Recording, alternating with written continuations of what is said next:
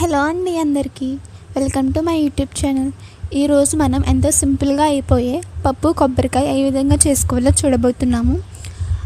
అయితే రెసిపీలోకి వెళ్ళిపోతే మనం ముందుగానే కందిపప్పు తీసుకోవాలండి. క్వాంటిటీ అనేది చూసుకొని తీసుకోవాలి.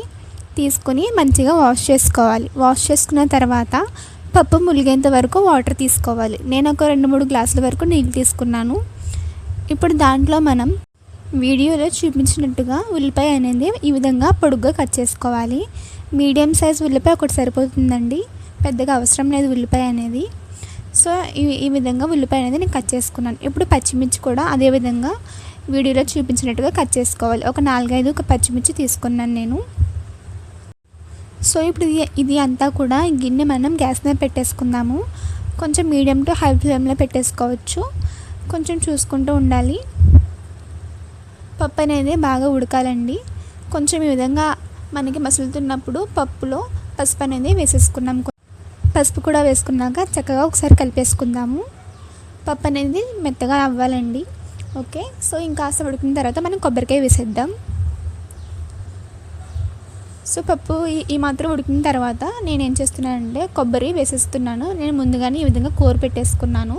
పప్పు ఆల్మోస్ట్ ఉడికిపోయింది అనే టైంలో మనం కొబ్బరికాయ అనేది వేసుకుంటామండి. చూస్తున్నారు కదండి, కొబ్బరికాయ వేసేసుకొని అంతా ఒకసారి కలుపుకోండి. చాలా ఈజీగా అయిపోతుందండి రెసిపీ, పైగా టేస్టీగా కూడా ఉంటుంది.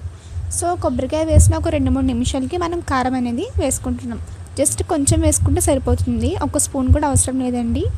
కారం కూడా వేసుకుని అంతా ఒకసారి కలుపుకోండి. ఇప్పుడు మళ్ళీ కొంచెం మీడియం ఫ్లేమ్లో పెట్టి దాన్ని అలా వదిలేయండి కాసేపు. ఇప్పుడు ఏం చేయాలంటే మనం ఉప్పు వేసేసుకుందాము. రుచికి తగినంతగా సాల్ట్ లేదా ఉప్పు ఏదైనా పర్వాలేదు వేసేసుకొని అంతా ఒకసారి మిక్స్ చేసుకుందాం. అంతేనండి, పప్పు అయితే రెడీ అయిపోయింది. మనం ఫైనల్గా తాలింపు అనేది ఇప్పుడు గ్యాస్ ఆన్ చేసుకొని ఒక చిన్న మూకుడు అయితే పెట్టేసుకున్నానండి నేను. దాంట్లో కాస్త ఆయిల్ వేసుకున్నాను. ఆయిల్ వేసుకుని ముందుగా వెల్లుల్లి వేయించేసుకోవాలి. ముందుగా వెల్లుల్లి మాత్రమే వేయాలండి, లేదా వెల్లుల్లి తర్వాత వేసామంటే అది సరిగ్గా వేగదు. వెల్లుల్లి వేసుకొని వీడియోలు చూపించినట్టుగా నెక్స్ట్ మనం ఆవాలు వేసేసుకుందాం. ఆవాల తర్వాత జీలకర్ర, అదంతా కూడా కాస్త వేగిన తర్వాత కరివేపాకు, ఆ తర్వాత ఎండుమిర్చి, ఈ విధంగా అంతా కూడా వేసేసుకొని మంచిగా వేయించుకోండి. మరీ బాగా ఫ్రై అవ్వాల్సిన అవసరం లేదు. ఈ విధంగా అయిన తర్వాత గ్యాస్ కట్టేసి పప్పులోకి వేసేసుకోండి. ఈ విధంగా పప్పులోకి వేసేసుకొని కొంచెం బాగా కలుపుకోండి.